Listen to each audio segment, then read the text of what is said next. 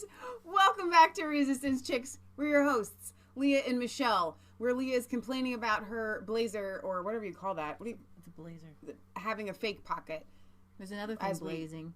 There is another, that's a good segue. Today is the 9th of December. That is some interesting, reminds me of the Grinch stole Christmas. The green? What do you call them? I don't know, the lighting's not What do you call the people that he stole Christmas from? They're not the Oompa Loompas. Or the Lilliputtins. I don't know. The colors remind me of them for some reason. I don't know. Do I have lipstick on my teeth? No. Because I feel like I do. Howdy, y'all. We're going to Europe today. Why would you say something like that way? You are going to Paris? We're going to Paris to start with. When they are protesting, they even sound like this. When they talk to the police, they say, "Why don't you do this, police? Why? You should be on our side." They implore with this great, and here we are with our little American twang, like, "Get back, cop, get back." Right. Step. Yeah.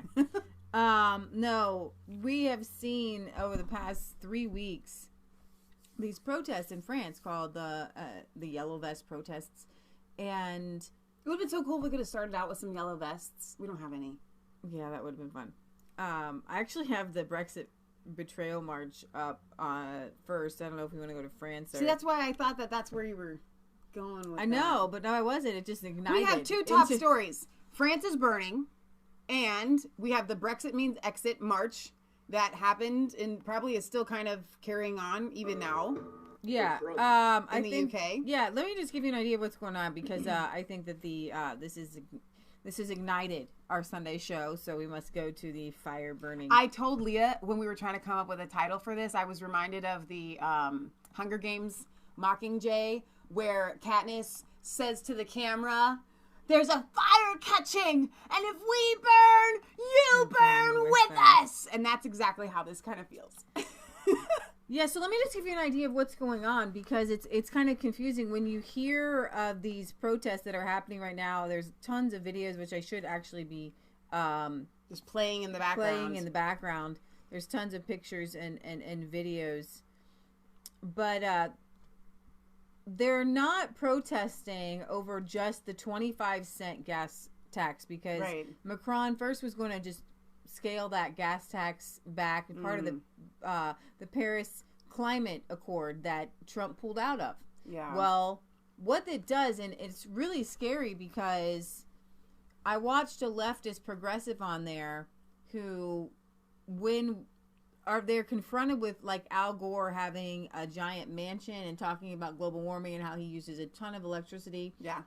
And how celebrities and all these people, hop around the globe. Oh, absolutely. On their jets. And I think Whoopi Goldberg was quoted as saying, like, "Yeah, I totally take my own private plane." Their progressives say that won't solve it.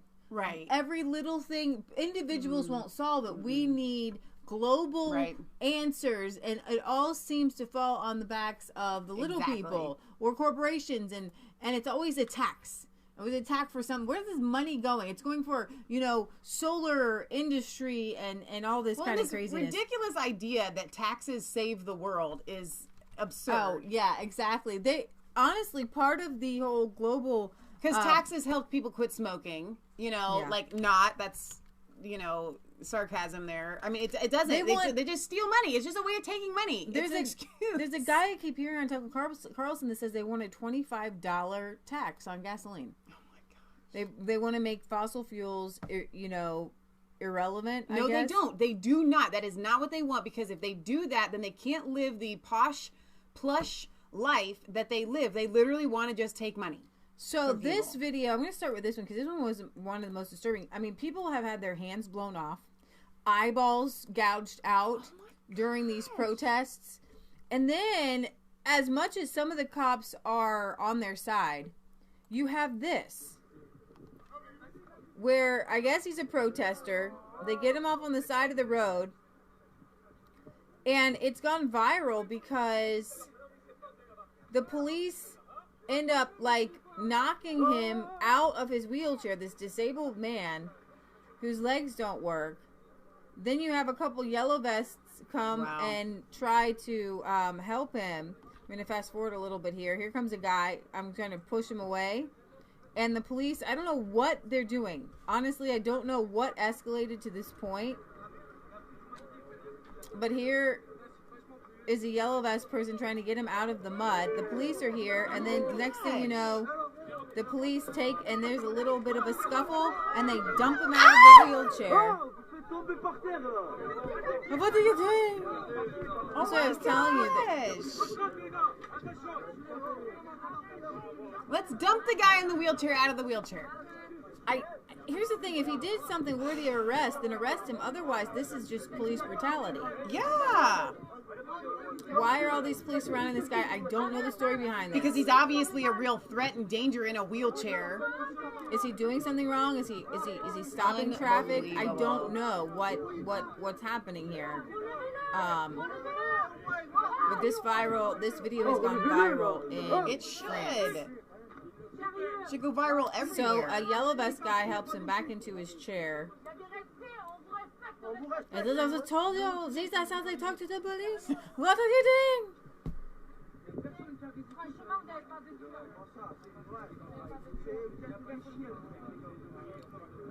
Incredible. We've seen some, talking about police brutality, we've seen a lot of it. Yeah. We've seen a lot of France just kind of just, and I guess the French actually enjoy burning things down. You need to go to the bathroom, Jasper. I guess she did. So let's see. I'm trying to make this bigger.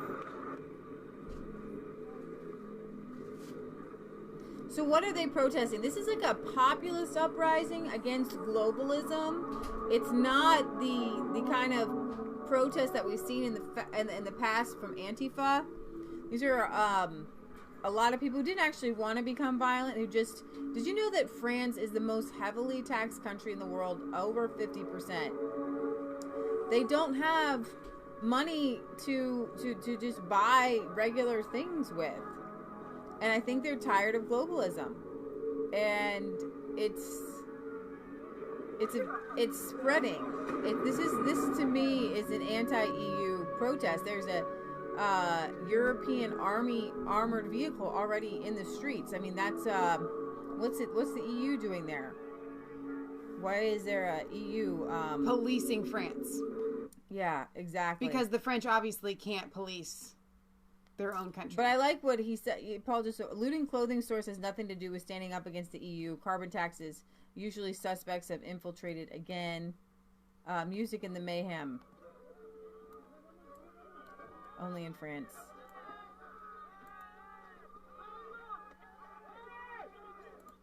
And then, of course, Russia has been accused of spurring these on because RT has been broadcasting it, showing it. Obviously, the mainstream media isn't showing this stuff. Oh my gosh, they're really pulling that lady by the hood of her jacket.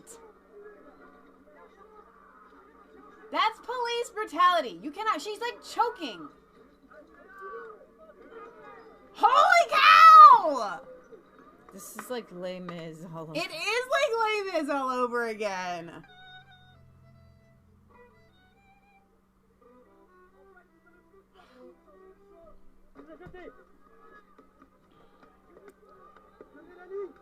Unstinking believable.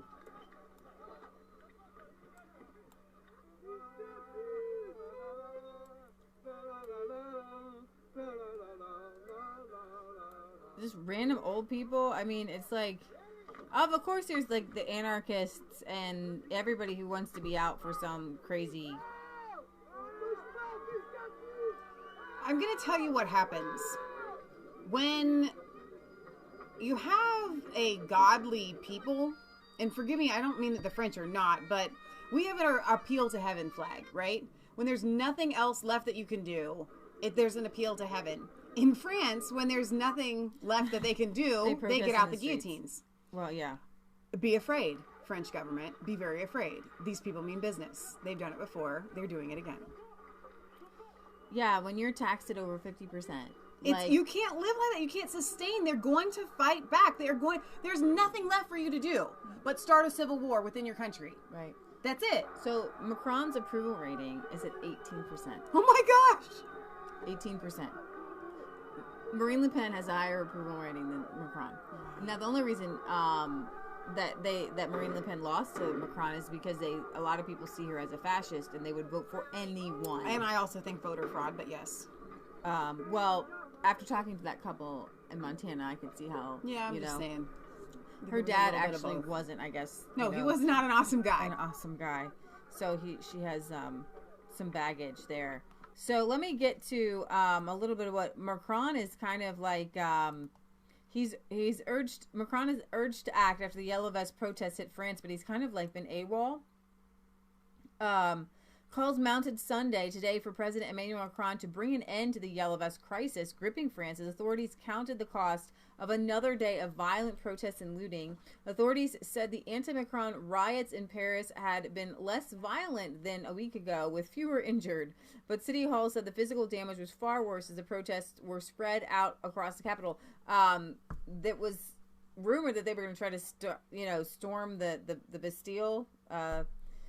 Burned out cars dotted the streets in several neighborhoods. I don't know if this is in English. Norris Trent is standing by. Catherine, Emmanuel Macron has just touched down in Paris, very much scarred by yesterday's rioting. What can we expect from these imminent emergency government talks, which are set to take place where you are?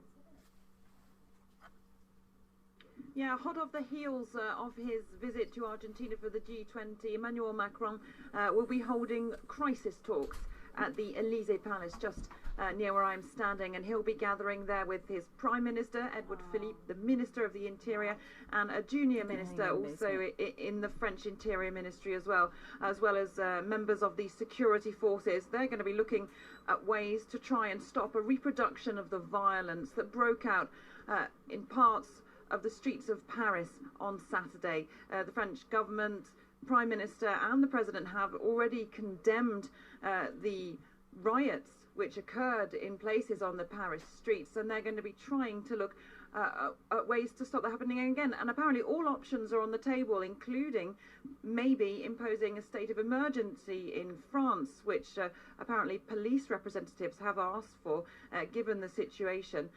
They're also going to be looking perhaps at initiating talks with some of members of the protest movement, or that could be quite a complicated task. You hinted there that these Yellow Vest protesters could now be looking for renewed dialogue with the government. What are the chances of that happening, though?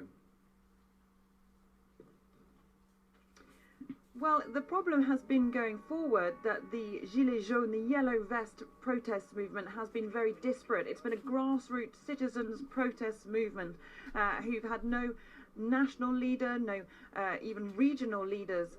Some figures have emerged, but there's no formal structure to this movement at all. It's not part of any political party or even trade union movement. So just knowing who to speak to has been a problem. But this Sunday, a group of 10 prominent figures among the movement have published an article in the French national weekly newspaper, the Journal du Dimanche, saying that they are willing now to talk with the government, and they propose that they do so. They say they want to move forward to use this anger constructively to initiate reforms. They want more democracy, more referendums, more consultations with the people, basically a sweeping overhaul of the French political system. But they have said that they don't want this to just spill over into violence. Catherine Norris Trent reporting. So kind of basically a populist movement. The people want their government back. Right. I want my government back. I want to have a say in the taxes. I want to have a say in where the tax money goes. I want to have a people's representative government. And France technically is a democracy, but these people are saying, I don't have a voice. This is taxation without representation. When you can put a random 25-cent tax on something and we didn't get a say in this, then no, this is not a representative Is it 25 cents government. or 25%? No, that was an increase. Okay. It was an increase that kind of that was the straw that, quote, broke the camel's back. Right. Macron said we're going to tax gas at an extra 25 cents. Okay. And that was the straw that kind of broke the camel's back. What began as demonstrations against fuel tax hikes have ballooned into mass movement over rising costs of living and accusations that Macron, an ex-banker, only looks out for the rich. And so that's kind of where people are just angry at seeing, you know, that's the one thing that the French in the French blood is, we don't want to see our country as two different, you know, classes where the rich have one and the poor have another. So this viral video shows the EU branded armor vehicle crushing the protest. Pictures and video of an armored personal carrier emblazoned with the European Union flag helping to crush the Gilets Jaunes protesters in Paris has gone viral on social media, with many suggesting it shows what might be in store for this European army that everybody wants so badly in the globalist elites. Tens of thousands of regular and parliamentary police were deployed in the French capital to defend Emmanuel Macron's presidential palace and confront protesters as the worker-driven Yellow Vests or Yellow Jackets commenced the Act 4 of their mass protests against the globalist leader, with an astonishing 1,400 people arrested across the country. Jacket sounds really cool. Yeah. Like the actual Yellow Jacket. Baton charges, stun grenades, and tear gas have been a regular feature of the protest since it began 4 weeks ago, with an 80-year-old woman actually being killed when an errant gas canister flew into her apartment and hit her in the face last week. She wasn't even part of the protest. But the December 8th protests marked the first time the authorities deployed military-style armored vehicles against the people.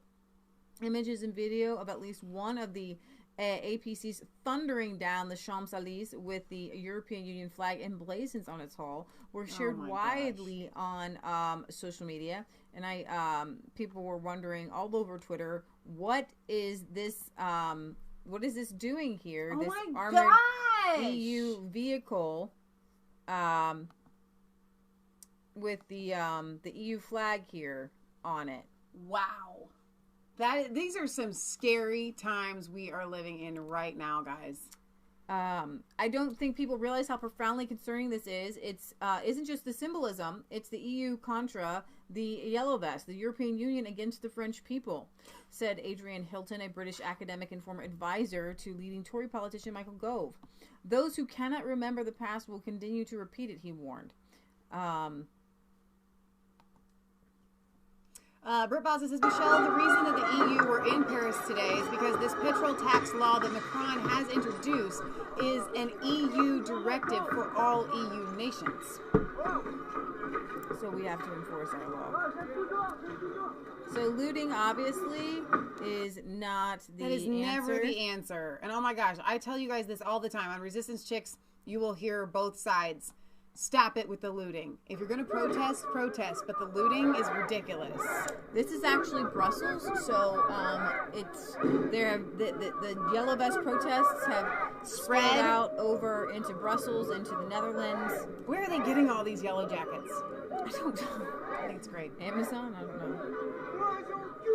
I don't know. I don't know where you get you can't go into a regular store and just get I'm not proud of the looters, but I'm proud of the people that are going out there to speak for freedom, and this is a really big deal, guys. Yeah. Especially for those of us in America, we have no concept of this going on. One of the busiest avenues of the European capital. Protesters tried going that way first. However, they were being blocked, because that's where the European institutions are, the European Council and the Commission. And later, afterwards, they were blocked. They then tried going into the place where the European Parliament is. However, they again confronted by the police. And this is where the American embassy is. And that's exactly the point where last week's protests taken place. Wow. So this was at the Capitol there in Brussels. So this is... so what says it's the law in Europe to have a yellow vest? Is that true? For everybody to have a yellow vest? Are you pulling my leg, Jorg? Don't do that. What do you do? What do you do? Like, seriously, everybody has to have a yellow vest? What were you saying? Leaf man. Oh, okay. So France has accused Trump of interfering in its politics as Yellow Vest protests are going on. The French government on Sunday urged Donald Trump not to interfere in French politics after the U.S. president They're telling me it's true. Well, could you tell me why? I don't know. What do you have? So it says in Germany, France, Austria, etc. Britt Bozza says yes, Michelle. It's the law in some countries, but not all. Is it for bicycle riding? For yes, walking 2 outside? vests required in your vehicle. In your car in Europe, not in Britain. I'm not kidding you, Michelle. Thank you, York. What? It sounds so weird. You have to... So, you know what? I love... That makes this even better. They're utilizing some sort of required law against the government. Fine, you want us to have these vests? Well, we've got them. That sounds so in tough. case your car breaks down. It's a safety thing, they tell me. In case of a car accident. So, I mean, again, having it be a law is weird. The idea behind it makes a lot of sense to me. We've never been encouraged to even have a yellow vest in our car. No, or any kind of vest. My entire life, no one's ever said, hey, keep a yellow vest, and if you get in an accident, put it on. I've never heard of that. No. Like, it's not a thing. Maybe because we're not as densely populated? No, we're pretty densely populated. Have you driven anywhere? Yeah, you're right. I mean, I don't know. I'm just trying to come up with some reason why our country doesn't want to Somebody save. explain to this to me. I don't understand it. So anyways, Donald Trump has been tweeting. In case you're in a riot. Yeah, exactly. We do not take domestic American politics into account, and we want to be reciprocated. Oh, really? The French government says they don't take American politics into account. Really? Really, Macron? Really? You want to create an army to fight the United States and the EU, but you're not, whatever. I say this to Donald Trump, and the French president says it too. Leave our nation be. Whatever happened with Barack Obama going over there telling everyone in the UK not to vote for Brexit?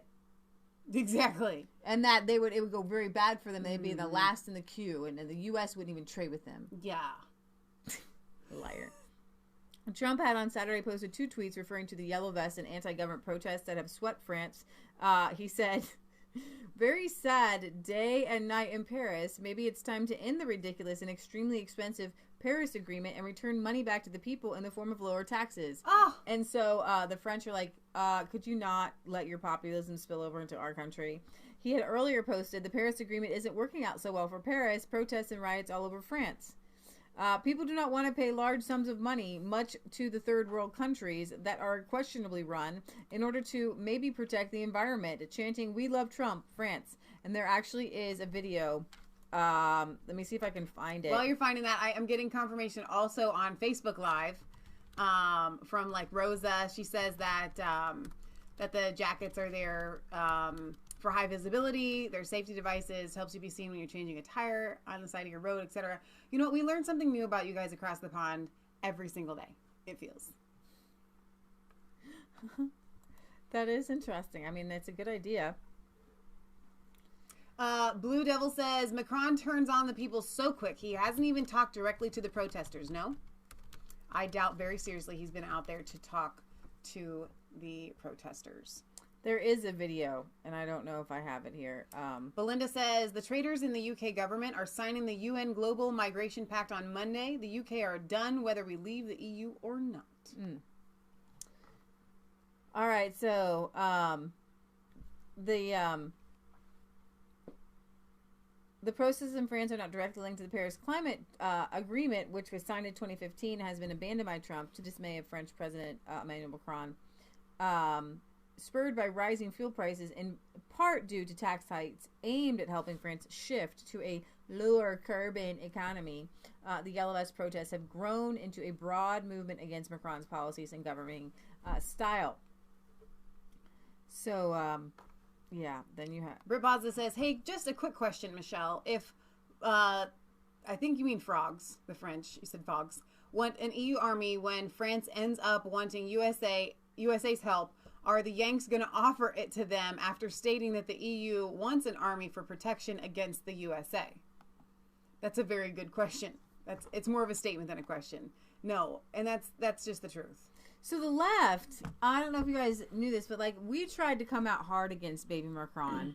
I tried to tell people you really don't want some person who is still in a relationship with their child molester to be government, to be president of your country. Right. Not a good idea. I called him baby Macron from the very beginning. He is a young man. The French propped him up by putting shirtless pictures on magazines because that's a really good reason to vote somebody in to lead your country. Yeah, but it's stupid. Macron, you guys probably tell you this all the time, but it really bothers me that Nobody is talking about the fact that he's married to his teacher, 5-year-old woman who's over 25 years older than him. It's not the age. It's Their relationship started when he was in school. He was 15 years old, and she was his teacher. And it's not like, why is this never talked about? It's not that they met later on in life. No. It's that she literally would meet with him on Fridays. She fell in love with him, thought he was so amazing. At 15. His parents met with her and said, stop it. But his parents sent him away. Because of her. She said, I can't. I love him too much. As she was a married woman with children. 3 children and one Her daughter. daughter was the same age in the same class as Macron. Well, not in the same class, but the same whatever. grade. Same grade, same school. I don't think she was her daughter's teacher. So it's not. They married later on, but they when he was like 26 or something. But they kept on this relationship from the time he was 15. She's a child molester, and he's married to her. So he is ruled as a puppet. His mind is not sane. His own. It's not his own. He's easily controlled. He's obviously easily controlled and easily manipulated. Barbaza said, Michelle, I wonder if he still gets a detention or lines for punishment.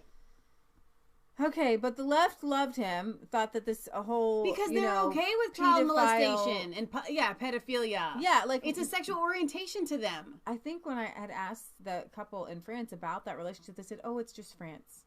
Oh, it's just France. Teachers with 15-year-olds. Oh, it's just France." Okay, I walked on the street and I know 15-year-old boys. No, they're children. Boys and they're messed up. And as we talked to you guys about this before. I'm about the same age as Macron's teacher was at the time. And the fact that she could be attracted to a 15-year-old means that she is psychologically... She's just psychotic. Should be in an institution. Yes. Because I believe that people who are attracted to children, which a 15-year-old... Is a child. And this woman who is attracted to children should be in an institution because you're not safe to be in...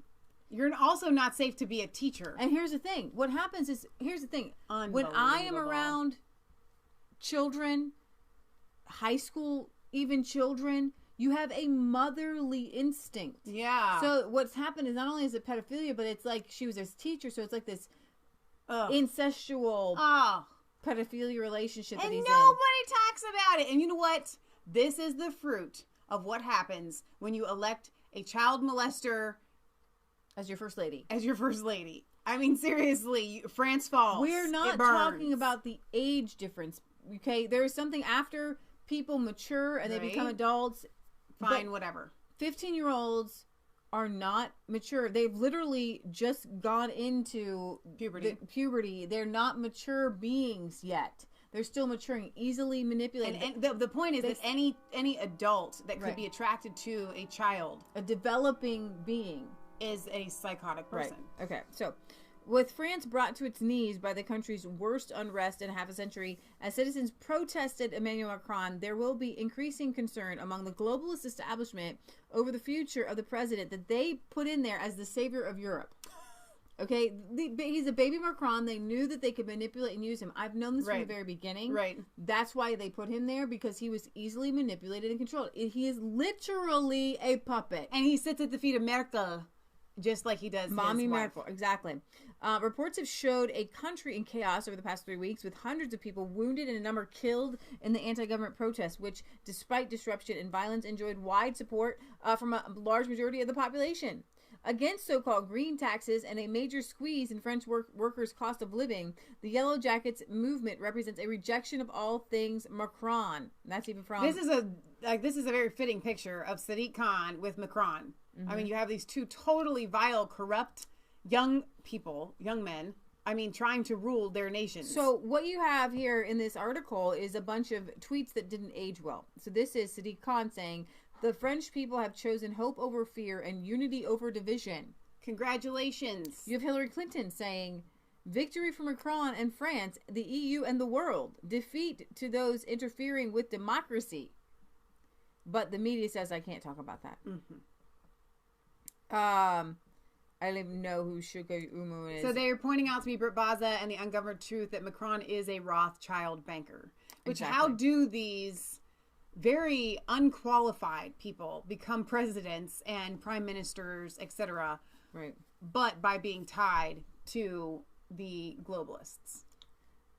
this person, Alistair People's Vote Campbell, wrote my piece in the IB Times UK on what May could learn from Merkel and Macron. Max Boot said, to defeat populism, America needs its own Macron. Oh, a charismatic leader who can make centrism cool again. Mm-hmm. No, the only thing he's trying to make cool again is pedophilia. If Hillary had been elected, it's possible that we would be close to this. We probably would be at this. Right. The yellow jackets that we have to get, as Otto said, from Harbor Freight because we don't have them. And out in the streets protesting, and you would have the undesirable people that would be looting and whatnot. Yeah. It would be Venezuela as well. So, yeah, everybody went goo-goo for Gaga for him. And I want to play this clip. This is a young man who's, I guess, doing InfoWars Europe now. And he was there. Dan Lyman with Infowars.com and Infowars Europe. I am here on the ground. I'm so glad they have an Infowars Europe. Huge That's day really of demonstrations great and very with necessary. The Yellow Vests here in Paris. We've been monitoring events as they go on. We've been moving with the crowd as they move around. We started in the morning on the Champs-Élysées, and now we're in a different sector of the city. The police have been kind of corralling them and keeping behind them as they move around the city, but it has been very eventful. Like I said, there have been a lot of flash grenades, a lot of tear gas, injuries, major fires. It has definitely been a spicy day here in Paris, but we're going to be here all weekend monitoring things as they go down, and if anything else happens throughout the night, we'll keep you posted as well. We're hoping for a peaceful night here in Paris, but by the way things have been going, we don't really know what it's going to look like. This looks kind of like a calm in the middle of the storm there, Paris, because if you're just joining us and you didn't see the footage that we started out with, there was a guy that was being tossed out of his wheelchair, a woman being pulled and drug across the blacktop, choked by the hood of her jacket. Right. I mean, this is real deal. You have to understand the significance of here we are in America, lulled to sleep by our, happy lives, and yet in Europe there is utter chaos. In the UK, which we're going to get to here really shortly in a second, you have the Brexit means exit march. You have thousands of people that have gathered together saying, listen, we voted leave, we want out. In France, you have people that say enough is enough. Taxation without representation. I'm like, you're getting a cue from, 1776. But seriously, you're seeing this.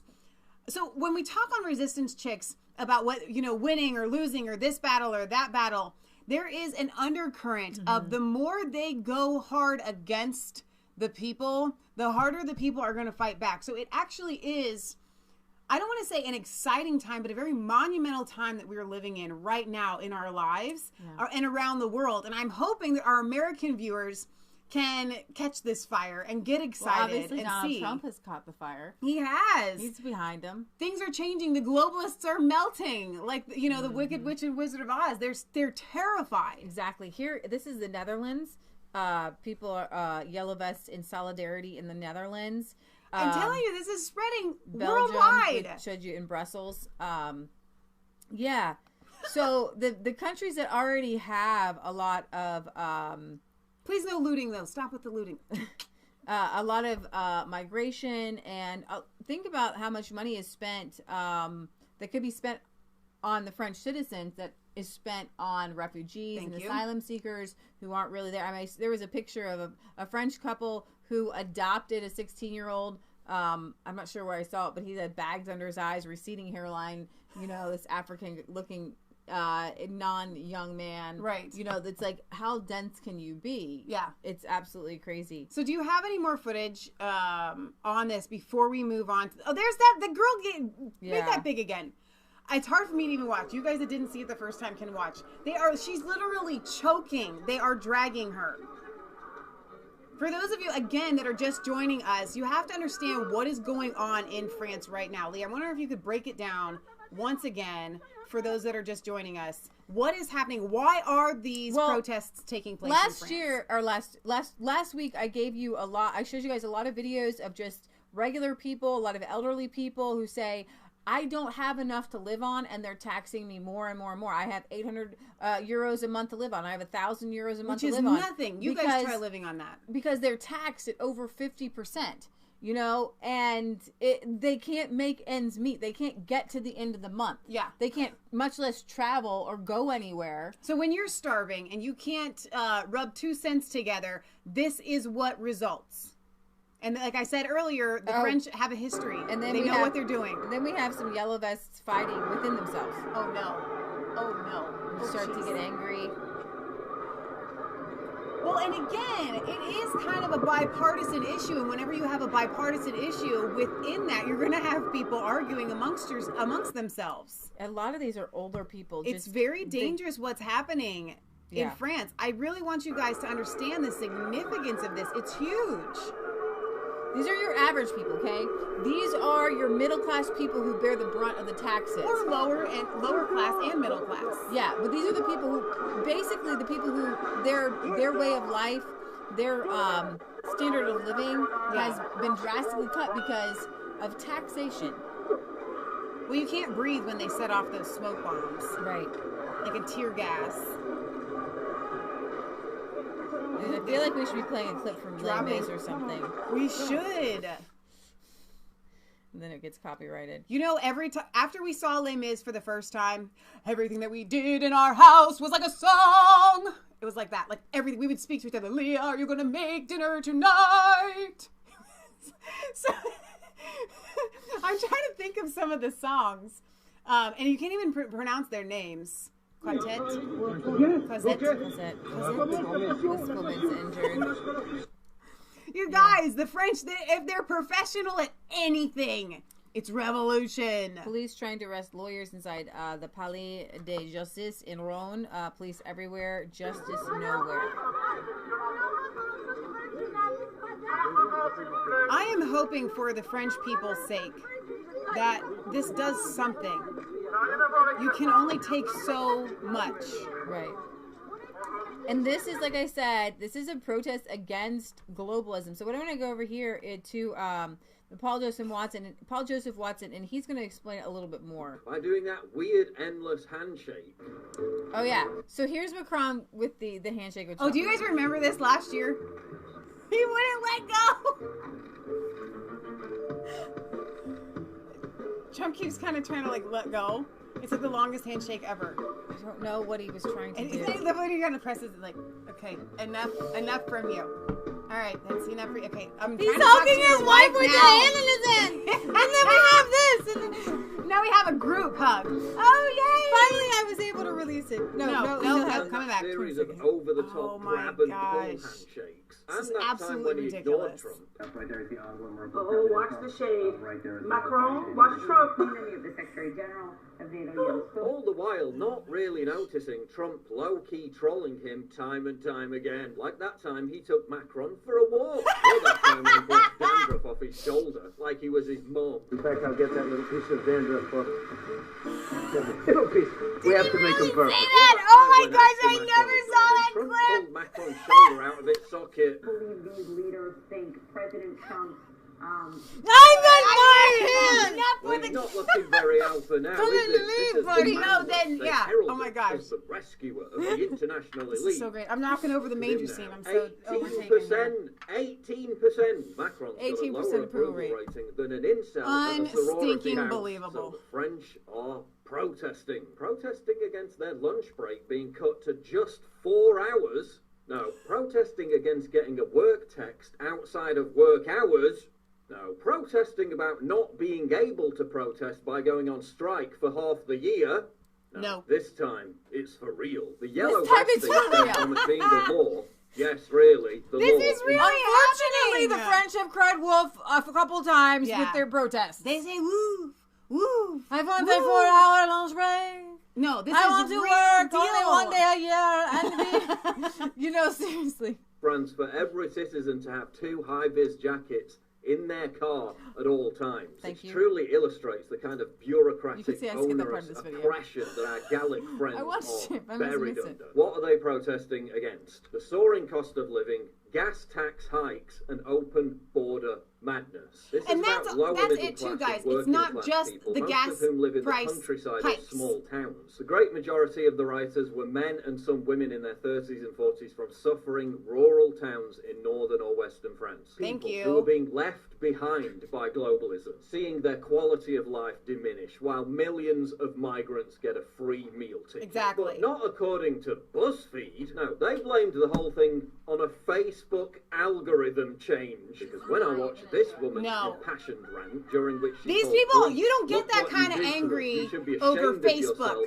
You Sorry, don't even doesn't hate happen. You should be with us for the people, for France, for our homeland. That's for our real nation." anger. The first That is thing real I think ire. is that she must have been motivated by a Facebook algorithm change. No, Because you see, when there's a social media driven uprising that the left approves of, like the Arab Spring, that's good, and social media is good for facilitating it. But when those evil populists use the very same tools to organise a demonstration, that's bad, and it has to be frowned upon. But this is also about the sheer arrogance and contempt He for called ordinary himself, what was people it? that globalists like Some sort Macron of exude. god. Like when he lectured that teenager for calling him Manu, Saturn, which is a popular Uranus. nickname for Emmanuel. Like when he compared himself to Venus. Jupiter, the ruling Jupiter. Roman god. Like when he branded millions of Le Pen supporters hateful cowards. And despite early promising signs, like when he said migrants who aren't in danger should return to their home countries, or when he said African women had too many babies, which actually boosted him in the polls, those numbers began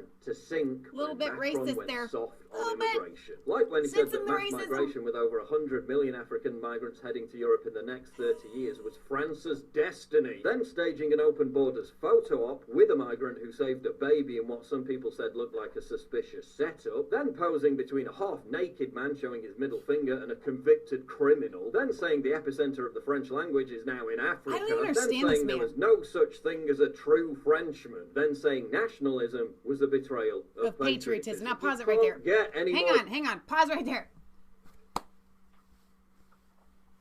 To be a patriot, you can't be a patriot because being a nationalist is a betrayal to being patriotic to your country. And I'm not sure that Macron has a dictionary. You might want to get rid of your national anthem. Right. Well, they kind of have. Don't you remember when he was elected president? They played the EU. Ode to Joy. They did. The Oh my globalist than that. gosh. This is the same Rothschild banker who walked out to his victory election celebration with the EU Just said it. anthem playing in the background. Macron is the embodiment of borderless globalism. He's not a president. He's a glorified administrator for the unelected European Thank you. Commission. That's France's exactly what he rejection of the is. UN Thank you, global PJW. warming tax is a repudiation of the idea that a technocratic elite have the interests of anyone else but I can play the whole thing. themselves at heart. No, It's you almost totally a mirror can, 'cause I image could of listen to what drove PJW all day, but I have this thought. The silent, forgotten, While he's talking, and we've said this on the show before, but I want to reiterate it because it just really cemented in my head. Macron does not represent the people. He represents the EU to the people. So instead of being from France to the European Union like he's supposed to be, he's a representative from the European Union to oversee the overtaking of all of France. I was trying to say that, but you just put it in words. Thank you. That was a mic drop. We're done for today. That's the perfect way to The describe majority, realising that their entire economic future has been sold down the river in favour of cheap foreign labour and goods. So realising that their only option You think the is French to move people to are the going to city wake up and to compete this? with the rest of the They're woke. drones as a service industry minimum wage slave. Cities where integration of migrants has failed to such a degree that France's former interior minister predicted societal breakdown within 5 years, being forced to abandon communities where farming and local industry were once enough to sustain families and fuel lives of authentic simplicity. And How can you make it as a for farmer if they're resources taking in 50% of your these income? dystopian metropolises. France is a Well, and Catholic it's also the country, EU but in rules the on last goods 30 and years, services. more Exactly. mosques And have on been farming. built in Right. France than all the Catholic churches built in the last century. Their country is being reverse colonized. Listen, when the country's top two selling books for decades are both about a coming civil war and France becoming an Islamic caliphate, you know something's rotten. And as we all know, the French are experts at surrendering, and that's exactly what Macron did within days of Saturday's demonstration. Oh my First gosh. suspending the fuel tax for 6 months and then scrapping it altogether. But illustrating how this is by no means just about tax. Protesters have vowed to push on until all their demands are met. Their demands include, well, those who are denied the right to asylum should be escorted back to their countries of origin. Okay, so that is just to show you that this is a populist movement. This is not the typical open borders Antifa movement. Yeah. He literally said one of their demands, if you're here illegally, you need to go back to your country. This is my group. Yeah. Okay, now don't loot, don't do the crazy stuff, but like these are like. I have to reiterate it one more time, you guys. I was telling Leah, they have tried to get rid of "Baby It's Cold Outside," the Christmas song here. Okay, now Leah and I kind of grew up as Christian girls. My mom didn't exactly care for that song. I think it's catchy, but seriously, it's a little bit on the edge. But I don't care. You don't mess with a Christmas song, okay? And I told Leah right before we went live, I said, that's what I've been trying to explain to our viewers. It doesn't matter if you guys agree or if we agree on everything exactly. As long as we're on the same side. I don't have to agree that that song is completely kosher and it's totally fine to recognize that they're trying to steal Christmas by getting rid of it. We're on the same side. Right. We're on the same side as these people. Right. Forget if they're a bunch of socialists and we don't agree with them. We have to stand arm in arm with them. They want less socialism. They do. So we will back them in their less socialism. A real integration policy should be put into effect. Living in France implies becoming French. French language lessons in the history of France, and civic education classes with certification at the end. That sounds reasonable, doesn't it? Yeah. Are gearing up for absolute chaos this weekend. A spokesman for Macron told AFP, "We have reason to fear great." Benjamin Griveaux says politicized and radical elements are trying to turn this movement into an instrument. They want to overthrow the... So that you have that. You literally have the anarchists who want to take this movement and mess it up. Yeah. So you have to watch to say, hey, the anarchists are here. They just want to overthrow the government. Well, and it's not beyond the globalists to insert those kinds of people into a movement like this just to discredit the movement. Right. I love this article from the Voice of Europe says, anti-globalist Yellow Vest movement conquers Europe and spreads to fifth country. The Yellow Vest movement has spread to its fifth country, Sweden, starting in France. November 17th, protests of the anti-globalist movement have been seen in Belgium and Netherlands and in Germany. Now Yellow Vest demonstrations against the UN migration agreement have been announced. This is also against the UN migration agreement, by the way, which would make it illegal to even talk against migration in any negative manner. They've kind of already implemented that. They arrest people in Sweden all the time for posting things on social media about it. Last Sunday, around 1,000 Swedes gathered outside Parliament in Stockholm to demonstrate against Sweden's signing of the UN migration agreement. This weekend, even larger events with more speakers will be held in the same place. Migration to Sweden is a focus because the whole of society is adversely affected when hundreds of thousands of migrants from the third world are brought into such a small country. I just imagine for 1 second, guys, I mean, seriously, let's take your city. Let's say you live in a small city and all of a sudden it gets flooded by 10, 20, 30,000 people. Okay. It can't be maintained. You can't sustain that. And I'm not just talking about people. I'm talking about people that are leeching and living off of the government. Yeah. There's no place for them to live. They don't have jobs. They don't want jobs. They just want to live off of the government. And that's their sole purpose for coming. And I wanted to kind of just randomly, this, a 66-year-old academic named locally as John Dowling was attacked and stabbed 13 times outside of Paris University, where he worked on Wednesday. Ali R., a 37-year-old Pakistani national, has confessed to killing and told police he had a personal grudge against the teacher for failing his exams. So there we have a migrant just randomly stabbing his teacher. Killed him. He killed him. Marine Le Pen has a higher approval rating than Macron, so that's when are the next elections? Right? Are they in 2020? They can't get here fast enough. Yeah. So I think we're going to go on to the rest of Europe now. Are we going to go to the Brexit means exit march in the UK? Yeah, so today is also a different kind of protest.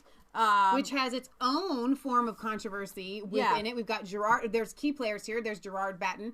There's Tommy Robinson. And even though Nigel Farage has nothing to do with the march, he's a key player in the controversy. Exactly. So I want to play the video that Tommy made to support the rally here real quick. And then I'm going to take you to the rally. If you look at Europe's history, people have to give their lives. They have to fight and die in order to gain independence for their country. We got it through a vote. 17.4 million people voted to free ourselves from the enslavement of the European Union. Which we just saw now, with the tanks. That vote, that biggest democratic moment in our country's history, is being betrayed. They're not giving us it. They're lying and they're deceiving us. This is your opportunity. It's your I saw a movement grow. A movement. It wasn't about Tommy Robinson. When I was put in prison, it was a movement that grew in defence of free speech, in defence of wrongs. They know what's happening is wrong. The establishment bearing down and taking from everyone. This is your opportunity to join that movement. Come out on the 9th of December in London and join force with people. We need to politicise the next generation of working class youth. Play your part and join that movement. So it's called Brexit Means Exit, and obviously there's a controversy between Nigel officially leaving UKIP because he didn't like the way Gerard Batten talked so much against Islam. I understand that Nigel wanted to play middle of the road. He wanted to talk about Islamic extremism. And you have Gerard Batten and Tommy Robinson, Tommy Robinson is technically a little bit more of a single issue kind of guy. It's what he does. Because sometimes when you're an expert in something and you throw your life into something. And that's just it. Nigel isn't just an expert on Brexit. Nigel does everything. Mm-hmm. He is a politician, even though he wasn't. He knows all of politics. He could run the UK, as Prime Minister. So he covers the whole gambit. There's nothing wrong with Tommy Robinson being, like you said, an expert in a certain area and for Gerard Batten to bring him in. At the same time, we have to recognize that Tommy Robinson loves his country every bit as much as Nigel Farage does. And I don't think for those of us that support both of them, that this is a pick and choose sort of issue. Just because they're having a spat doesn't mean that we have to choose between Nigel and Tommy. Right, exactly. And I'm not going to, and I hope that you guys don't either. Yeah, and I think that from some of the comments that I read in an article that Simon sent me, that it was that's kind of the way people are, a little bit like gutted, you could say, as they say. Gutted. But you got to move on. You got to just roll with it. You can't. Don't be a sissy about it. You know what I mean? Just whatever. Okay, we're moving on. I'm going to listen to Nigel when he says something good. I'm going to listen to Tommy. Around our house, when Leah and I may have a disagreement, which rarely ever happens, little spat here and there, our mom or Kansas or our uncle, they don't all of a sudden say, that's it, I'm not following Leah, or that's it, I'm not friends with Michelle, or we're disowning. No, your family, your family. You're going to have disagreements within that family. And I guess into a more extreme point, let's say you have a family dynamic where, Aunt Susie and Uncle Joe don't talk anymore. Right. Okay, you don't have to choose between Aunt Susie and Uncle Joe. Right. All right, you don't have to divide yourself from your family just because they're disagreeing, even if one of them is in the wrong. So maybe you should pick like Elizabeth and George or something. Okay, I'm sorry, Elizabeth and George. All right, so here is Gerard Batten. I want to just play a piece. This is not a very this live stream is kind of choppy, pixelated. Yeah, you'll get the point. But I've even got Tommy Robinson to talk about Brexit. That's an achievement, isn't it? Pretty good team. So then they've got Tommy come up. You can kind of only hear. Well, we know what it's like when you're at these rallies and you try to live stream something. It's the connection is not always there. Yeah. So actually, I had this one up. RT has better. That's what I'm gonna play for you. There's Tommy right there. Everyone needs to be going up. I was going to start the show with this one. If we have the Bex behind the banner as well. I just want to do that accent a little bit, He's got on the show like that. You can't help it. He's got on the show like that. Where's my hat?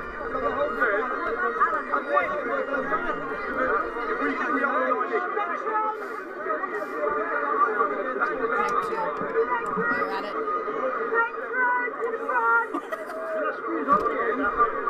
Alright, let me try to get some of these speeches here.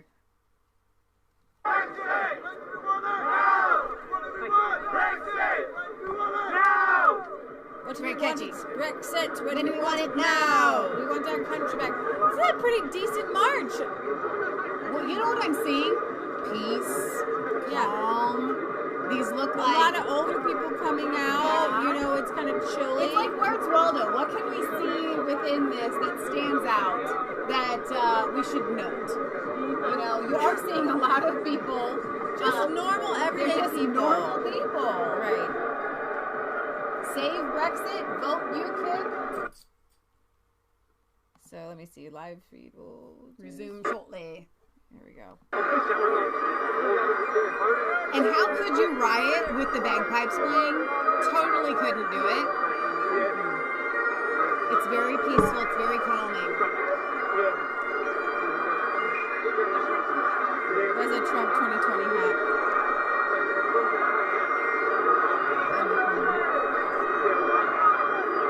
So let me see if they're going to go to the speeches here. These people are ready to campaign, they're ready to join, and they're ready to move to the streets whenever we ask them to. The liberty sign, democracy sign. I keep hearing them talk about the economy, and fear-mongering about it. I think most people I know who voted, they didn't think of the economy. They thought more about their culture and their identity. Conspiracy theorist out there. And I did prepare a speech here, but to be honest, I'm going to leave the Brexit issues to the people who've been campaigning for 20 years and working tirelessly for it. And I think all of them, I think what you witnessed this week as well, the amount of pressure that must have been on Jared Batten this last week, and he's still standing here. That is a leader. I think the pressure that they're talking about is from Nigel and the mainstream media. I'll say a few more words at the end, but I'm going to hand you over here. And again, do you know what? Every single one of you that have travelled here, I want to say a personal thank you to every one of you that make events like this possible. To all of the stewards. So pause that right there. We thank the. See, this is where I have a problem. Park Farage in the garage. You guys. You wouldn't even have Brexit if it weren't for Nigel Farage. Right. Yeah. You literally would not have it. He has not had an all of a sudden character change where, okay, he's not the amazing hero that we all know and love him to be just because he can't can't get behind something. We all have our own personal. This is why they say never work with children or animals. We all have our own personal convictions. And I'm going to be honest with you guys here. I think that Nigel is in the wrong about Tommy Robinson and UKIP. That being said, if he betrays his own convictions on something, then I wouldn't want to support Nigel Farage anyway. And you shouldn't either. You know? Yeah. Right. To refer back to the Giants. I think they had like Sargon of Akkad here. Who, Today we've got a Labour Party. Anyways, this was a really great turnout, and as much as it is a little bit disheartening to see the rift, you know, with George Batten, who I guess helped found UKIP with Nigel, like they were friends. Wow. And what I feel like we're seeing then, now that you say that, is kind of a John Adams and Thomas Jefferson type moment. And honestly, guys, I don't know Gerard Batten. I would trust him as far as I could throw him. Yeah. I don't know. I know that he's kept UKIP alive, but I know that Nigel's heart is right, okay? Yeah. And I know that he doesn't want Brexit to be about Islamic extremism, and it tends to be almost sometimes beating a dead horse when it's not, when you have to be able to pick your battles, and that's what Tommy is good at. Which is talking about Islam, but that's not the number one problem in all of the UK. I mean, there's so much more that, you know, and Gerard Batten said, I want to talk about Brexit, but I also want to talk about, you know, Islamic extremism. And you just, sometimes you get caught up in things like in Anne-Marie Waters. Yeah. And sometimes it's hard for a guy like Nigel, who's like, hey, I will talk about that a little, but you guys aren't talking about everything else. And you know what? I think that with Nigel does see the whole of it. And I'm going to be completely honest with you guys. I love Tommy Robinson so much. What he is doing is so necessary. Right. But like Donald Trump, Nigel is capable of seeing the bigger picture where you and I hate this. I hate to even say it, but it's true. In order in this world right now that we live in, where we don't have the power of God ruling everything, you have to play the game. Nigel realizes and he recognizes that what he has fought so hard for with Brexit could be lost if the platform of spreading the truth about Islamic extremism takes precedence over Brexit. And I think that Nigel is being cautious. He's saying, listen, you guys may love Tommy Robinson, that's fine for you, but we have half of our people that supported Brexit do not, and we may lose them if you take Tommy Robinson as your spearhead. Right. So I get it. I'm not saying that I agree with Nigel at all. I say let it flow naturally, let Tommy do his thing. But at least you have to understand the good heart that Nigel is coming at, position that he's coming at from. Well, and it's a different thing. And not just all of a sudden just cut it off like, oh, Nigel doesn't support Tommy, then forget him. There's a different thing, like in the UK than versus the US. No one can stop anyone from being a Republican or Democrat. Britt Baza says, Michelle, Gerard Batten is the mastermind behind Brexit. He wrote all the ideas for UKIP. Nigel was the mouthpiece. I don't know. Because Nigel, you can see, it all comes from his soul. The speeches in the European Parliament were not written by Gerard Batten. And they were friends. And I do believe that Nigel Farage is the long game guy. Right. And I think that Gerard Batten, he might not see what's going on. But we can talk about that, another time and try to break it down, because these are individuals, people who have flaws. But let's just take a moment and the difference between what's happening. People used to visit Paris, France because of beauty, right?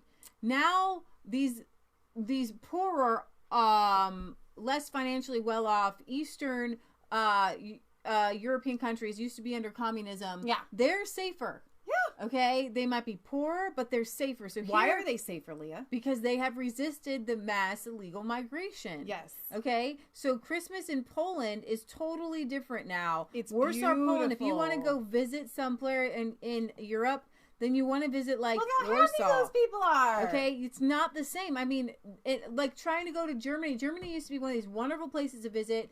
It was Rick Steve was always take you there to Bavaria, and you just got wonderful beer steins and people dancing, and they're jolly and whatever lederhosen. And then you don't. Now you have barricades up against the Christmas market because the Bataclan was run over. Somebody might drive a car into the Christmas market. Exactly. It's a real threat.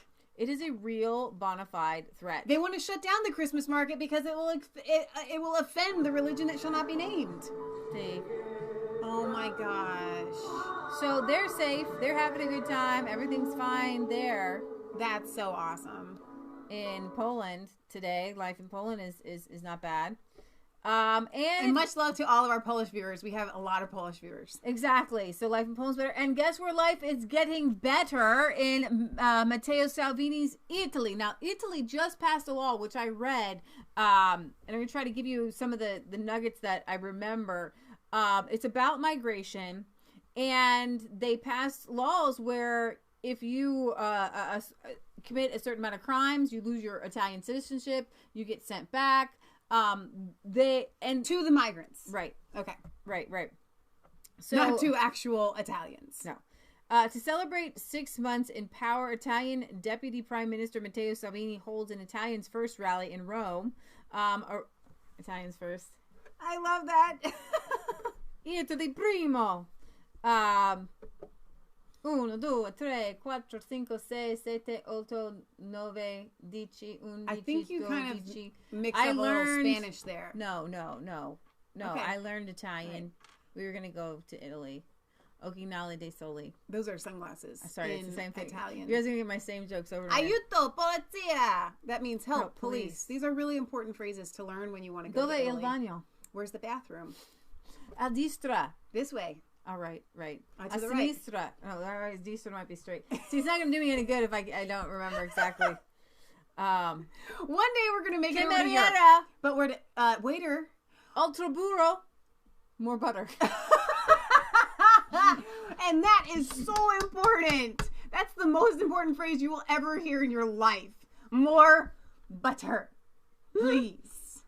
Per favore. Altro burro, per favore.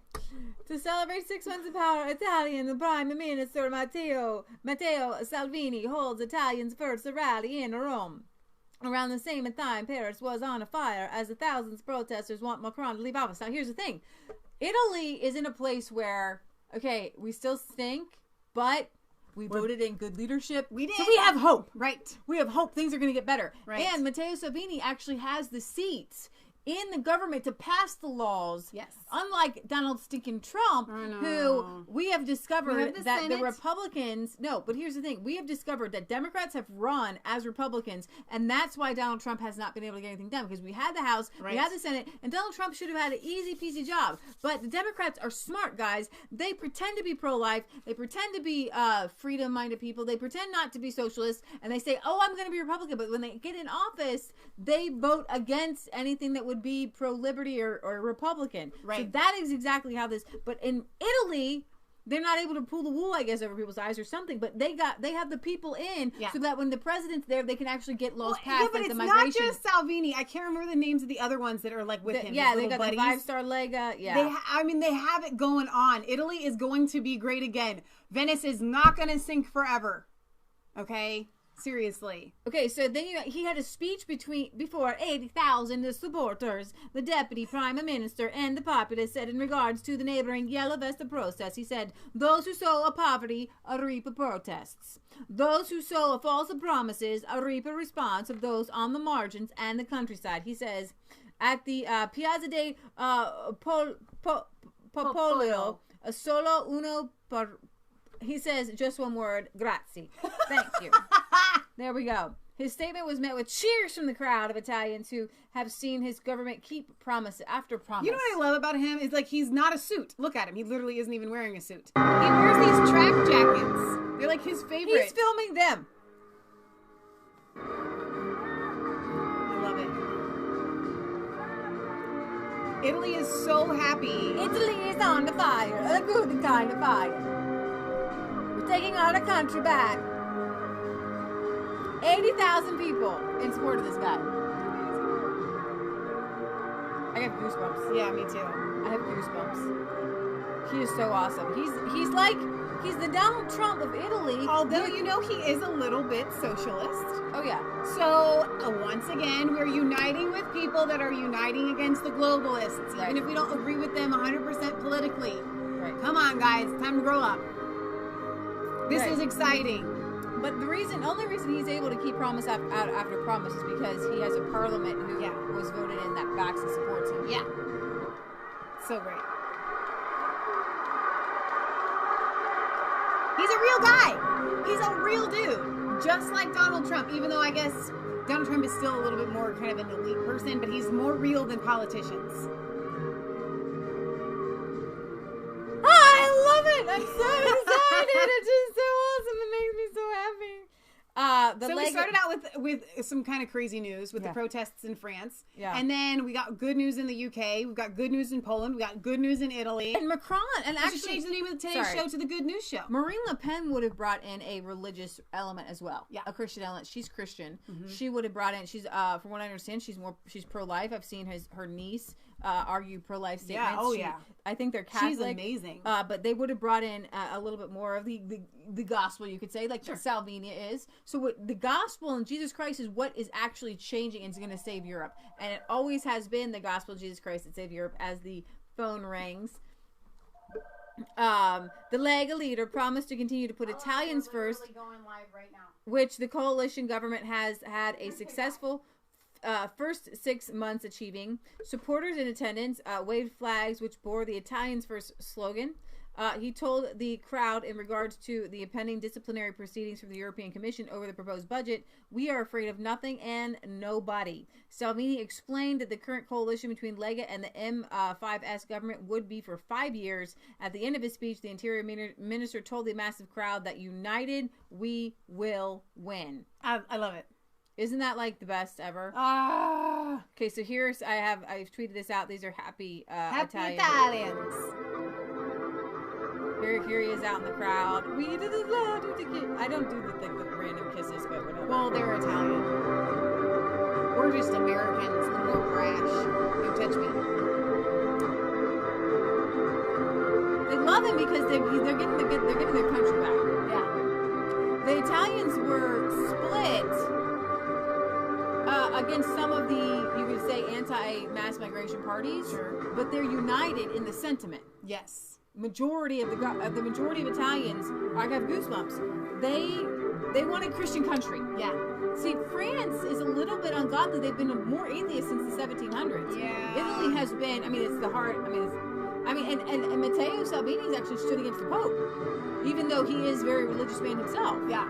So it's pretty, he's going for God in a lot of these things. And I'm just like, thank you, Jesus. Things are happening. Things are spreading. There's fire that's moving. It's so exciting, and I wish I could continue on to all the good dudes. But we have to go to a little bit more on the Brexit. We have to talk about the Brexit a little bit. Trump's ambassador, Britain first in line for ambitious trade deal if you actually manage to leave the EU. Wow. Woody Johnson, President Trump's ambassador to the United Kingdom, has said that the U.S. is ready to get straight to work on a major trade deal with the UK, but included a major caveat, pointing out this could only happen if Britain actually takes back control of its trade policy after leaving the EU. So if you do what you say you're going to do, and if you stand up for what you say you're going to stand up, if you start growing a backbone instead of being a spineless jellyfish, then hey, we could work something out. Yeah, we can. We're ready. The ambassador made clear the significant doubt the United States holds that the United Kingdom will ever truly break from the European Union. In any meaningful sense, a concern expressed earlier this week by President Trump himself after the details of Prime Minister Theresa May's Brexit compromise deal became public. Oh, it's ridiculous. Following claims that May's backstop arrangements with the EU is a Brexit in name only that will lock the UK into the EU's straitjacket, President Trump said Monday it was a great deal for the EU, but not for the United Kingdom or the United States. We talked about that last year. Now the Ambassador Johnson has made clear, I think Justin wants up, that what is at stake over Britain actually leaving the EU fully. Writing in the Times of London on Wednesday, he said that a future ambitious deal between the two nations would set an example for the rest of the world for what a fair, free, and reciprocal win-win trade deal should look like. If we seem enthusiastic, it's because we are. Britain is the perfect trading partner for the United States. We are both countries that are on the top of our game when it comes to business, science, and innovation. No other countries come close to winning the number of Nobel prizes we do. Our universities dominate the world rankings. We have more tech startups, more unicorn companies, more leading entrepreneurs than anywhere else in the world, and no one can even begin to compete with our world-class financial centers. If Britain takes back control of its trade policy, you will be at the head of the line. America and Britain are two of the most advanced economies in the world. Together, we could agree the most sophisticated and ambitious free trade deal ever done, a heavyweight deal that gets the whole world to sit up and take notice. Together, we can show the rest of the world how it's done. Boom, baby. Boom, boom, boom. Welcome to Resistance Chicks, where we have geriatric dogs that have to go out potty throughout our show. Accusing the European Union of merely paying lip service to the notion of free trade before stacking the deck in favor of their own companies with taxes and barriers that make it almost impossible for foreign companies to compete. Ambassador Johnson said the United States has let this go on for far too long. This is not the first time Trump's man in London has encouraged Brits to be courageous in dealing with Brexit. Speaking in June, Ambassador Johnson said the UK should abandon its defeatist attitude and take inspiration from President Trump, remarking, "The thing I want to get out more than anything else is an attitude that I feel I don't see enough in this country, and that is a confidence for where you are heading. Light at the end of the tunnel with Brexit." That's what we want to bring you guys. Exactly. This could be exciting. I mean, you guys, like, breaking free from the EU. It's like, go off. You're a 40-year-old man living with their parents in the basement. Come on, you don't need the EU. You are Britain. Rule Britannia, Britannia rule the waves. Britons never ever ever shall be slaves except to the EU. You guys may not know this about Trump, but he was kind of raised underneath of a pastor that had this can-do positivity outlook. Right? And I think that's where he gets a lot of it.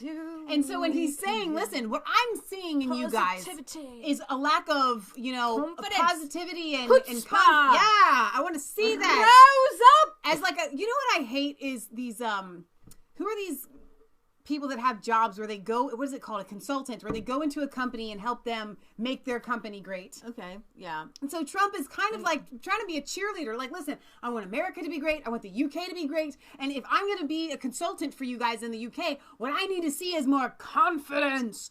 I have confidence in sunshine. I have confidence in rain. I have confidence that Brits will be free again. Gosh, oh gee, I have confidence in the UK. Okay, that went not as well as I didn't know had how hoped. we were going to end that. It was really close. It was close. It was like this close.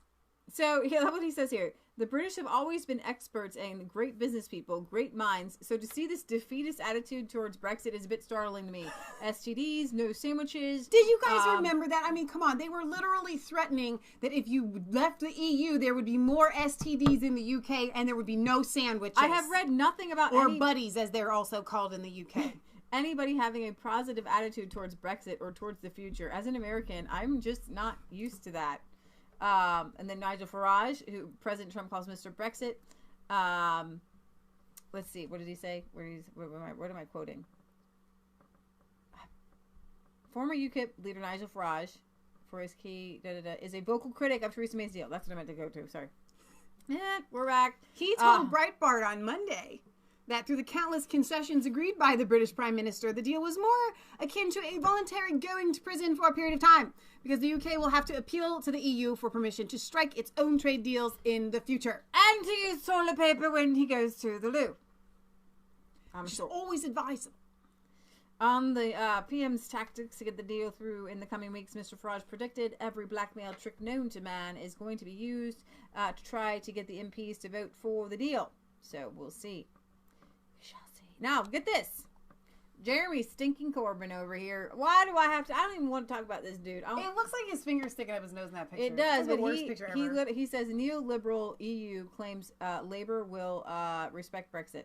Labour leader Jeremy Corbyn has risked causing a ruckus within his party by slamming the European Union for its failed neoliberal policies. And what that means is warmongering. Yeah. More war. The 69-year-old socialist, communist, was a lifelong Brexiteer before he was elected Labour leader, much to the chagrin of his largely centrist parliamentary party, voting in favour of leaving the European Economic Community, the EEC, in the 1970s,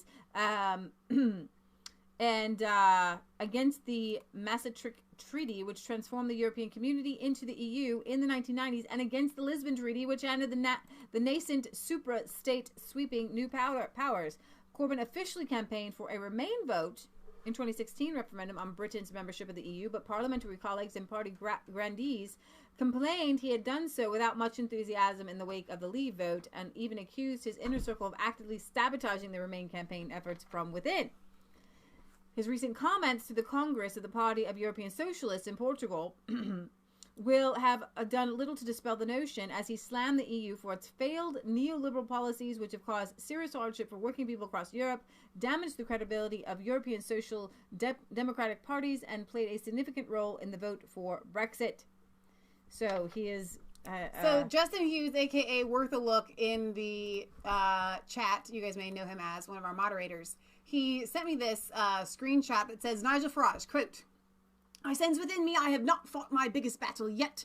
That is how it feels. I am not going to lie down and watch it go down the plug hole. I couldn't do that, and I won't do that." Nigel isn't giving up. This is not you. And here's the deal: we can't have fair weather friends. Yeah, I do not believe in that. You can't just turn your back on Nigel because you don't agree with one thing. So he's not done yet. Nigel Farage has confirmed he is planning to launch a new political force to say Brexit, vowing he won't lie down as the political establishment tries to overturn the referendum result. I just read that quote. Yes, so you read it. The Brexit pioneer who resigned from UKIP last week told the Sunday Coat. That's what Michelle says. He says, "I sense within me I have not fought my biggest battle yet."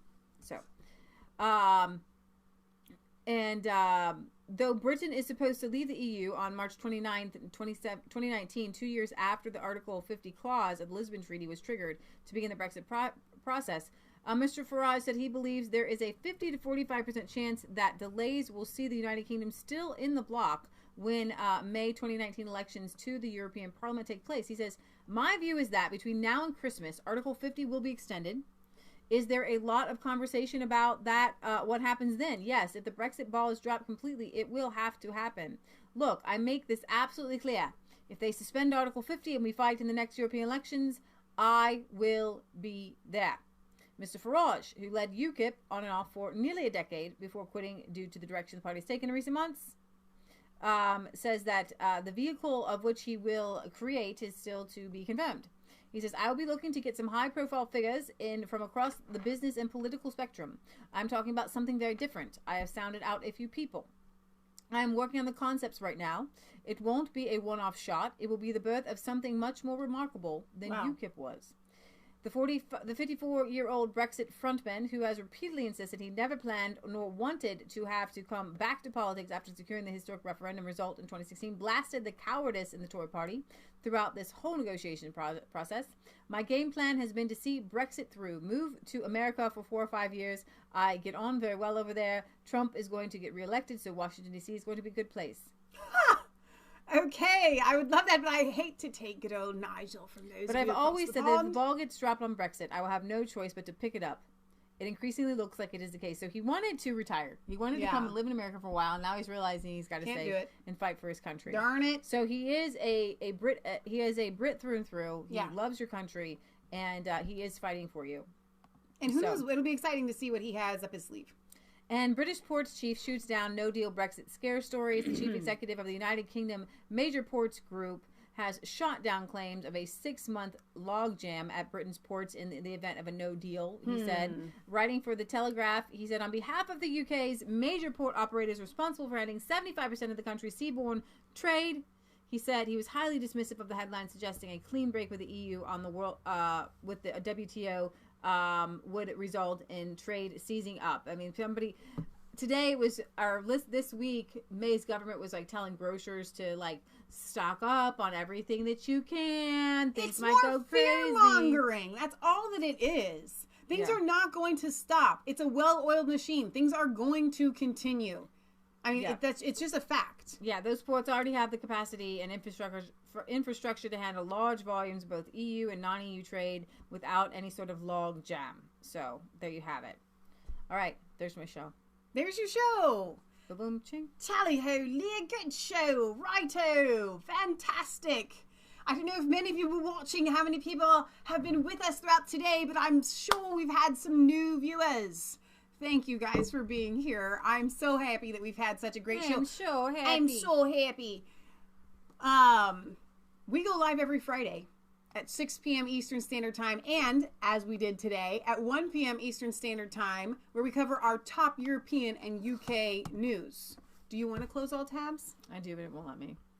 Now, for those of you that are with us, we've had a lot of people on Facebook Live today and a lot of people on YouTube that may not be aware. At the end of the show, a good portion of our viewers request that we sing a song. We are girls of many trades. Can I say that? Janes of many trades, Jacks of all trades, Janes of all trades. It's all going to offend somebody. It is. So, but what the beautiful part about Christmas is all of our shows can end with Christmas songs. Yes. What do you want to sing for them today, Leah? I've had requests for Mary Did You Know? I've been working on it all week. We're not going to sing it today. It's one of my favorite songs. Leah and I hopefully will sing it either Friday or Sunday again. So, as you know, sometimes when I bring up songs, I'm not sure if it's the right key, but we're going to go with it because Christmas songs traditionally we're usually okay with. Give them an update on the car and the deck. Kansas is doing very well on the car. The Jeep. Our Jeep. He's poor guy. Heater core. I guess you have to tear the whole car apart to fix this thing. So literally the Jeep is like in probably about, I don't know, 10,000 pieces. And he's going to put it all together again. Like Humpty Dumpty. It's what God can do to your life. Everybody was asking about how far along we've come on the deck project. The deck project has... I'm trying to hear this. I'm coming back. She's coming back. The deck project has been put on hold temporarily for car projects because we're at the point where we're literally laying the deck boards. Right. And that takes 2 or 3 people. So while Kansas is working on cars, the deck is on hold. But we've made good progress. Yeah, so for it's very exciting.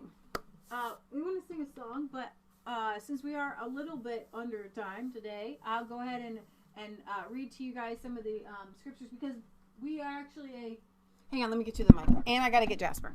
We're a Christian channel. We love Jesus here. There's your pretty face. Hello. So I wanted to read to you guys Luke 2. We're talking about Christmas. And the angel said unto them, Fear not, for behold, I bring to you good tidings of great joy, which shall be to all the people. For unto you is born this day in the city of David a Savior, which is Christ the Lord. And so this song is very fitting for angels we have heard on high, and we are precisely in tune. So if you could just hand me maybe a pick from our little picky container over there.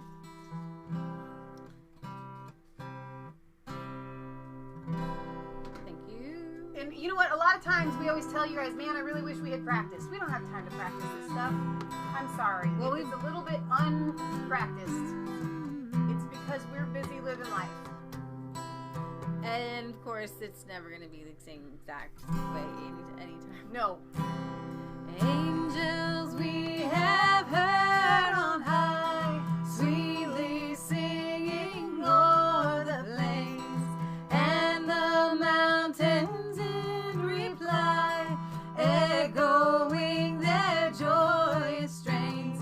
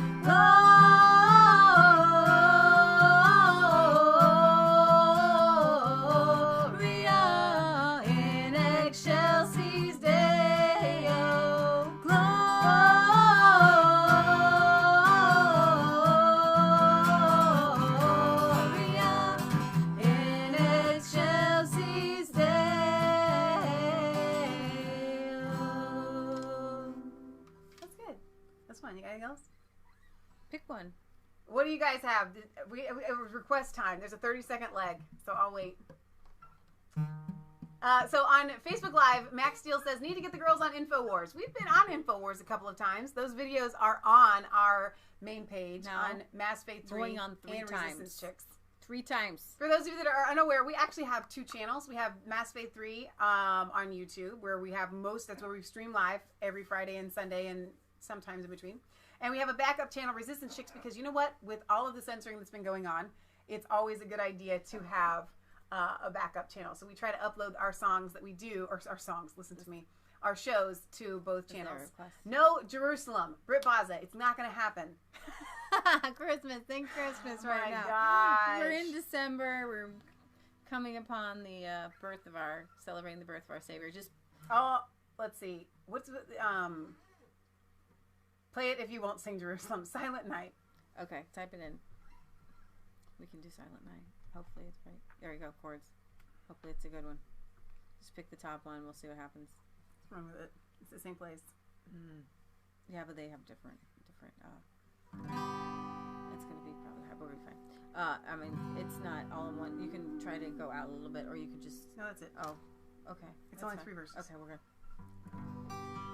I think that's where it's at. Silent night, holy night, all is calm, all is bright, round yon virgin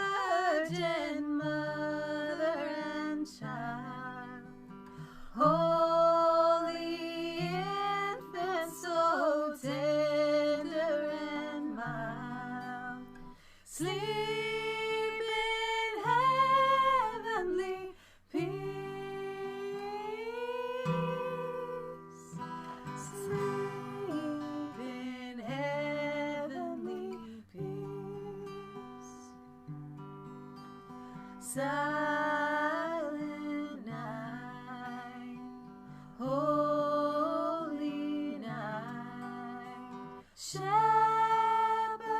quake at the sight, glory stream from heaven afar. Heavenly hosts sing hallelujah. Christ the Savior is born. Everyone's helping. Born. Christ the Savior is born. Silent night, holy night, Son of God, love's pure light, radiant beams from thy holy face, with the dawn of redeeming grace. Jesus, Lord, at thy birth. Jesus, Lord, at thy birth. Where the look says Silent Night, the ultimate Christmas song. It absolutely is. I kind of agree with that. Good King Wenceslas. What? Brit. I had played that on my recorder in schools. Good King Wenceslas.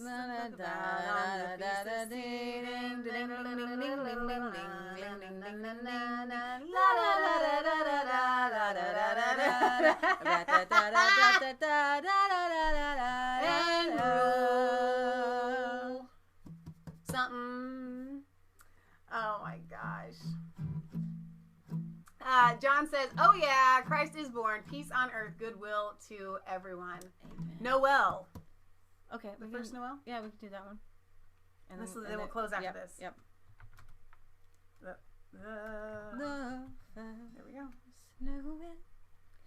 This one can get high too. All Christmas songs are high. Why is that?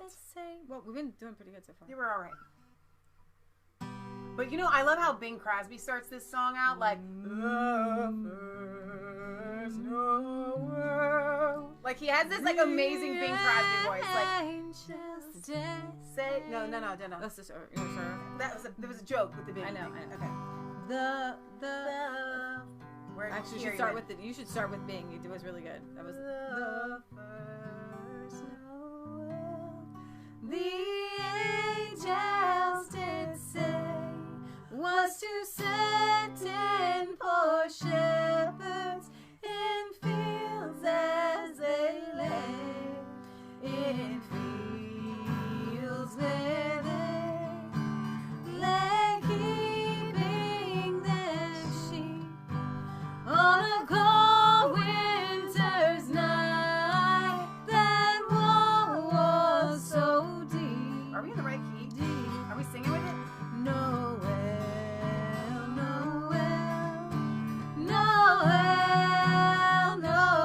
This is version 4. Let's try version 1. Let's go back. Go back. Okay. We're gonna find it. We're gonna find this. It didn't even sound like we were singing it. Version with 6. The guitar. Let's see.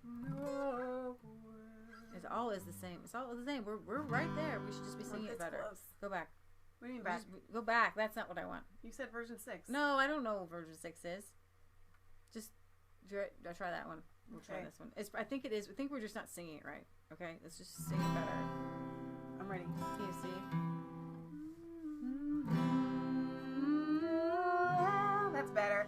The angels did say was to certain poor shepherds in fields as they lay in fields where they lay keeping their sheep on a cold winter's night.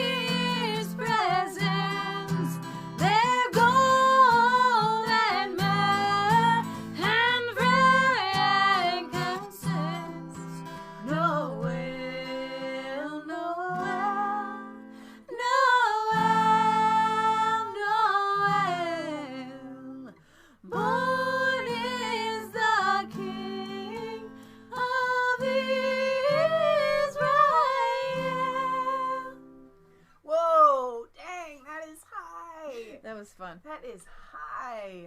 Hot diggity dog. I don't think I have another one in me. No, you don't. And then go back to Bing. You know, no. It's all about finding the right key. And when we don't have time to practice, you're going to get any kind of key. Anything. All right, but that's not the point. It's the sentiment behind it. It's Christmas time. You ever got another song? Because I told you I wasn't sure if I had another one in me. That's low. I don't know. It's not going to be low enough. To remember, like... I need some water. Whew.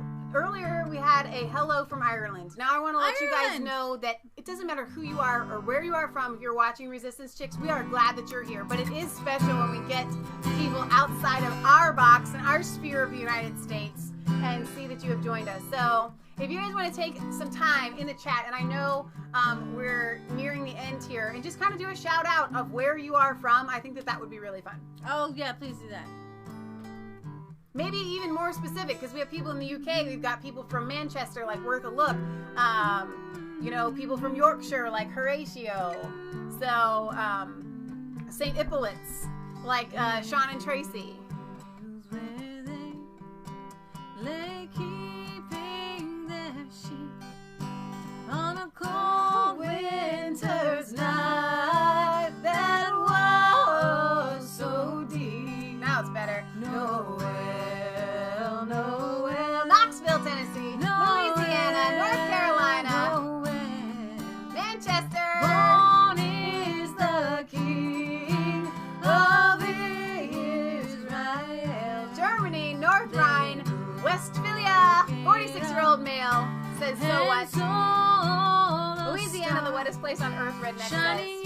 Portsmouth, Hampshire, Jack Russell. S. Alexander from California. Essex in south of England, Britt Plaza. Northwestern PA, USA from Kelly. Seattle, Manchester United. West Valley, South Wales. Silver City, New Mexico. Warsaw, Poland.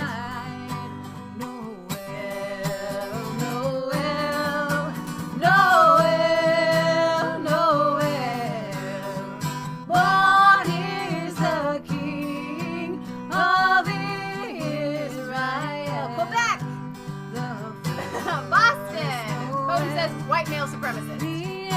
Jack Milford, Phoenix, Arizona. Not happy with the clickbait. We started out the show with everything that we talked about in the title. You'd have to rewind it and watch it. Secretary says Alabama. On a cold winter's night, there was so deep. Noel.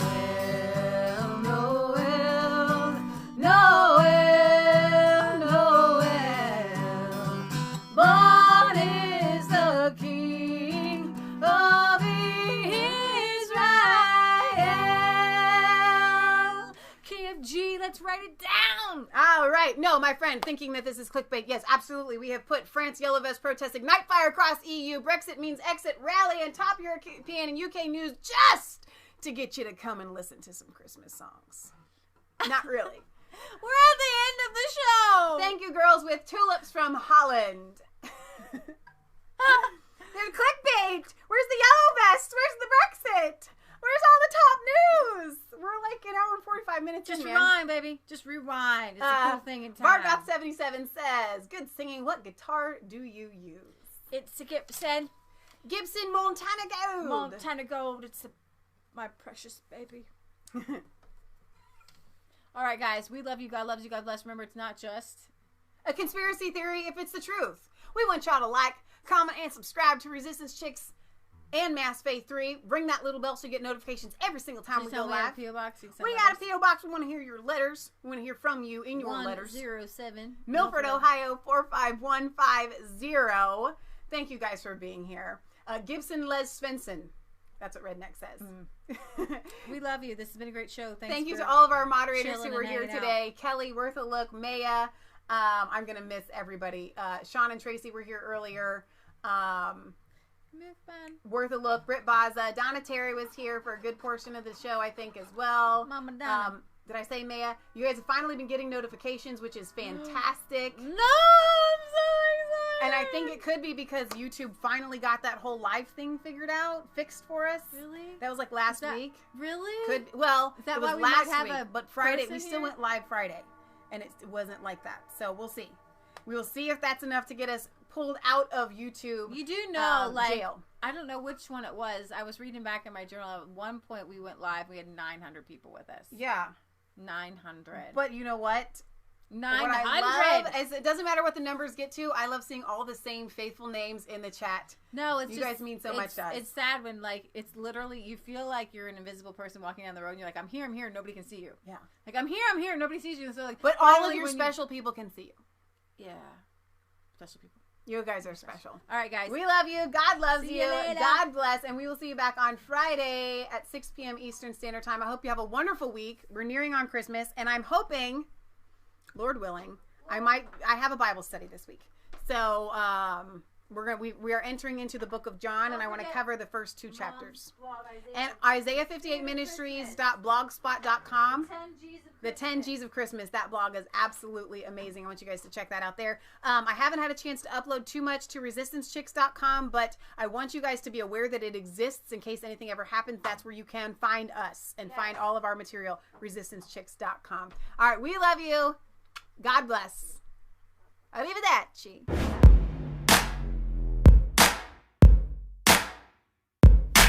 I was cold.